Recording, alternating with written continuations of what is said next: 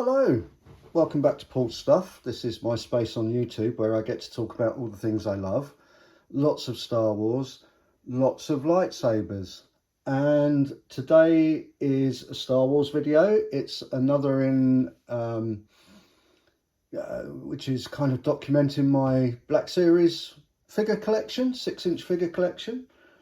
As I'm getting new figures, I'm trying to add a video on them. And today is one of those videos. Today we're going to be looking at what is, here in the UK at least, a brand new release. So we're going to be looking at the Black Series Magnaguard. So this is the Magnaguard figure. As I say, it's freshly released here in the UK. He's literally been released this week. I am finding, as you can see, he's a little bit wobbly on his feet. Try and give you an all-round view of him there.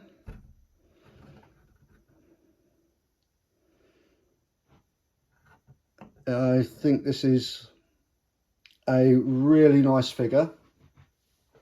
He has a lot of what we'd expect from the new Black Series articulation. So what I've found so far, he has usual head articulation. I think it's a dumbbell joint in the head. Has arm articulation. I know a lot of reviewers have had problems with these shoulder pads popping off. Mine haven't actually popped off yet, but then I haven't cranked the arms right up to find the full extent of the articulation. So I think that's only a problem if you start to get a bit extreme with how you're trying to pose him.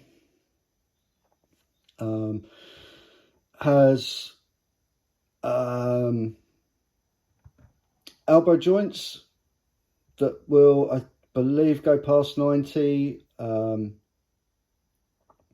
Has these funny wrist joints that are really kind of halfway up the forearm. They do rotate. And then there's a hinge at the actual wrist. So they're a little bit different, and they have these like claw fingers that are actually quite difficult to get around these staffs. He comes with two staffs. He has this staff with the clear ends on it, which I've chosen to display him with. These pink lightning effects are removable and they can be used on either staff. His other staff is just a plain staff, so he comes with both of those. We have torso articulation. I'm not going to run through this because you can find out about the articulation on other people's videos, really. This is more a look at what I think of this figure. He has hip articulation, which it's yeah, it's okay. I find it a little bit difficult. His legs kind of tilt out as you rotate them, and there's movement back and forward on the hips. I believe he has thigh rotation here. We've got knee joints. All the joints are really nicely done. The ankles I'm finding a little bit difficult. That's part of the problem I'm having with him standing again as well. I couldn't really kind of find any pivot on the ankles much. I'm fairly sure it's there, but yeah, his ankles just feel a little bit solid to me. The cape, I know some people don't like soft goods.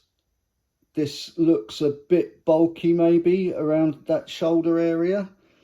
I think you could probably dress that down with a little bit of damping and drying in place. I think the cape is really nicely done. There's a lot of sewing work in here for a Black Series cape. So he has a little tuck here. There's a joint, sewn joint here. Sewn together on the closure side. It's in 2 parts. It's yeah, I think, you know, for as soft cape, good capes go, it's a good cape. I believe it's removable if you pop the head off. So if you wanted to, you could display him without. I love the paint effects they've put on him. I think they've got a good amount of weathering on him. He has lots of paint scratches. He looks suitably worn for a Magnaguard.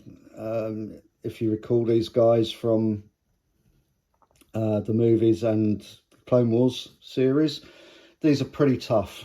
They're designed to keep going no matter what happens to them. So it's good that he's got all that battle damage on him. I believe this white sort of colour scheme is more Clone Wars orientated, and it certainly comes in a Clone Wars packaging. Comes in the one of the last, as it turns out, of the plastic-free packaging. I actually quite like the plastic-free packaging.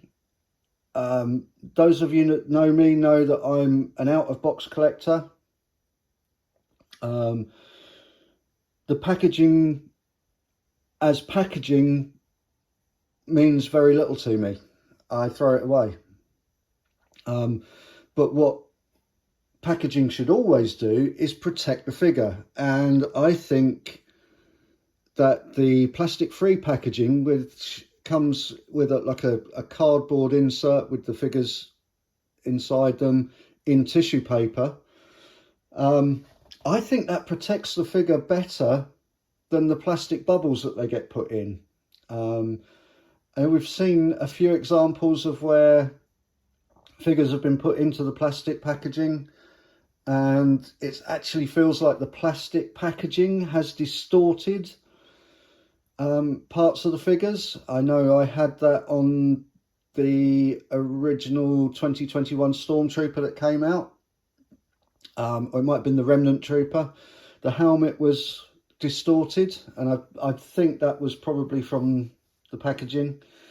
And of course, Mandalorian helmets, we've had, I think, a couple now that have ended up being distorted in the plastic packaging.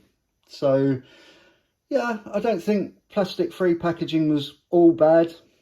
I know a lot of people are glad to see it go, particularly in box collectors, because they like to see the figure in the packaging. But I will miss it a little bit. So what are my thoughts on this figure? I think it's a great looking figure. I think the articulation's okay. I would maybe have liked to have seen a little bit more articulation in the ankles, I think. But other than that, I think he's fine. What I have noticed is his size. I put him on my shelf, and he stands on my shelf next to Grievous. This is the Black Series Grievous, who is already known as being undersized himself. We'll just sort out his ankles so that he doesn't keep falling over on us.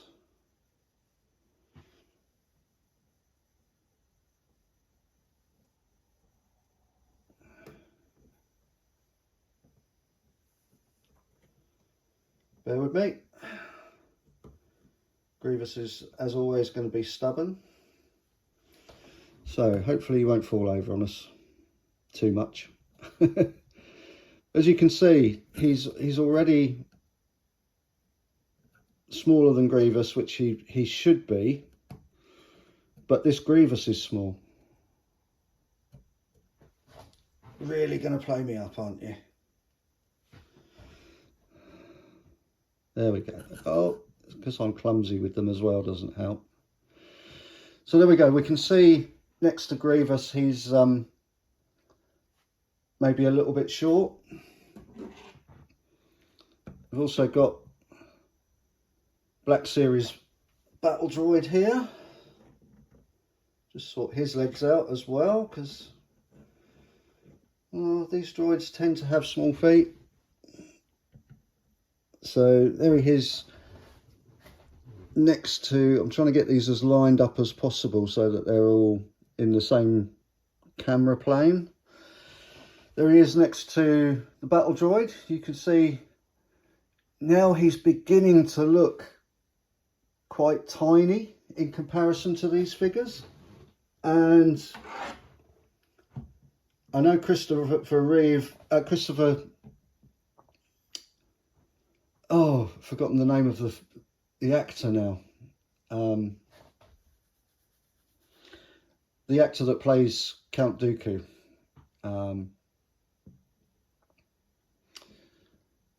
I know he's a tall actor, but when you put his figure into the mix as well, this guy begins to look really small. I'm annoyed now that I can't remember the name of of the actor that plays Dooku. I should be able to remember that. But anyway, Dooku is here for the size comparison, and as you can see, this Magnaguard, which I always think of as being fairly tall and fairly bulky, actually looks quite small amongst these figures. So yeah, I'm not sure he should really look this small. But there we go, that's a comparison with those figures for size. He is a nice figure. There is some lovely detailing on him. Just try and do like a close-up pass here so that you can see some of the detailing on the figure. The detailing is obviously there under the cape as well.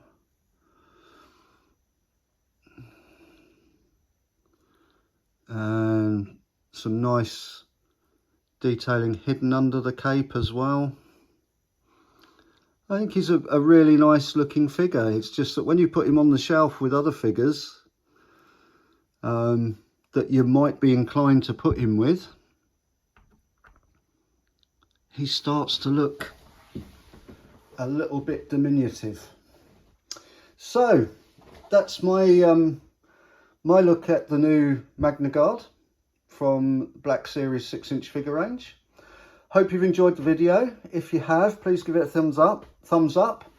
If you're liking the content on the channel, then please consider subscribing if you haven't already, and hit that notification bell, and that will tell you when I'm posting new videos like this one.